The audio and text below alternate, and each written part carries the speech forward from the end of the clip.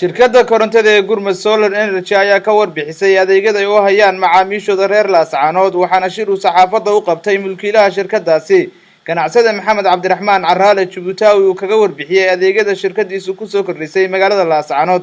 waxaana uu sheegay in ujeedka shirkaddan loo aasaasay ay ahayd in bulshadu ay hesho adeegyo koronto oo qiimo jaban lana jaan qaadaysa adeegyada koronto ee caalamka ee horumaray waxaanu soo bandhigay saacado casri ah oo ku shaqeyn doona prepaid. الحمد لله رب العالمين والعاقبة للمتقين ولا العدوان إلا على الظالمين. أما بعد أيها الإخوة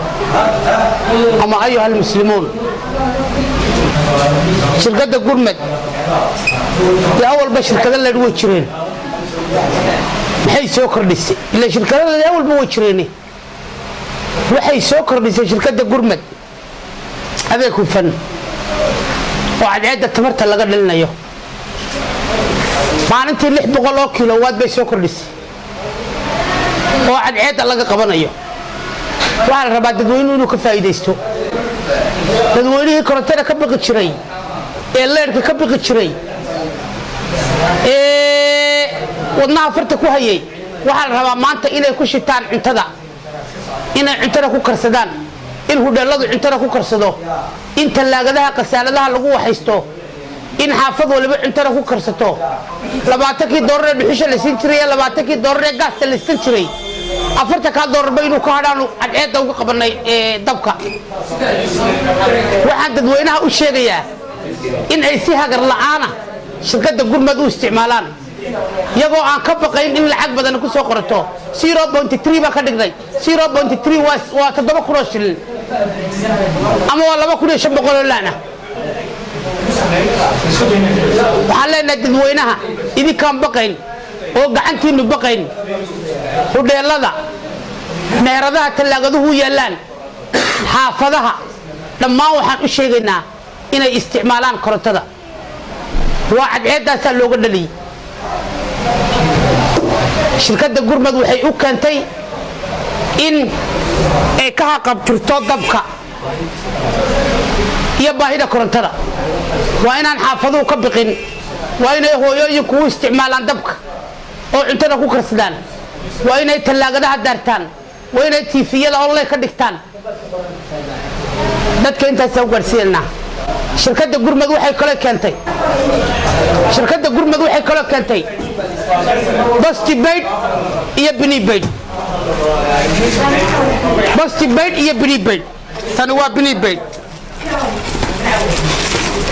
كاركن سوقه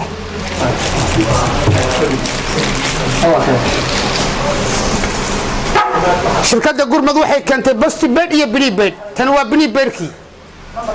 kan waa kaarkii lacagta lagu shubayay kaar waliba lambar buu leeyahay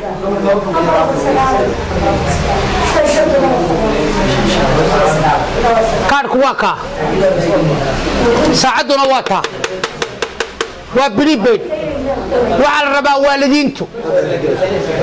rabaa waalidiintu qofkii carruurtiisa musalsal u diidaya iyo qofkii TV u diidaya iyo qofkii carruurtiisa waxbarashada kula dadaalaya 6 maqribnimo inuu gashado saas uu galnaya waa ka tabtaas uu galnaya 5 subaxnimo kala baxaya si aan carruurtu musalsal loo daawan waxbarashadoodana uga habsaamin waa ka Postpaidku wuxuu leeyahay pin code mobilkaaga kaga xiranaysaa Postpaidka waxa la yiraahdaa leerka openka ee meheradaha dabka badan isticmaalaan kan waxaan ugu talagalay xaafadaha waalidiintu inay carruurtooda ku kantaroolaan soo qaba xabad Postpaid waxaan leenahay ku soo dhawaada shirkadda Gurmad way tartamaysaa dadkeeda waxay u keentay adeeg casri ah oo cadceedda ku shaqeynaya إن شاء الله بإذن الله الكريم سنة كبعدي بيجين ودك تشينا ليركي سوا 0.1 Laascaanood maanta waa 0.3 Somaliland iyo Soomaaliya meel uu yahay 0.3 ma jiro marqaatibaad ka tii إن شاء الله ولا بلا سنة سو سعدا شينا الله يكون تكيه هيبة كنا قلنا ثلاث عنونا حلينا شقادو 24 حفيسنا قرمة 24 بيدي شقينيا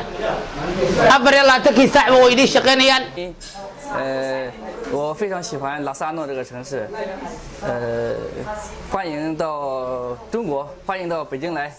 waa midaynu sugayne sumcaddeeda ilaasha soo dhaweeya dadow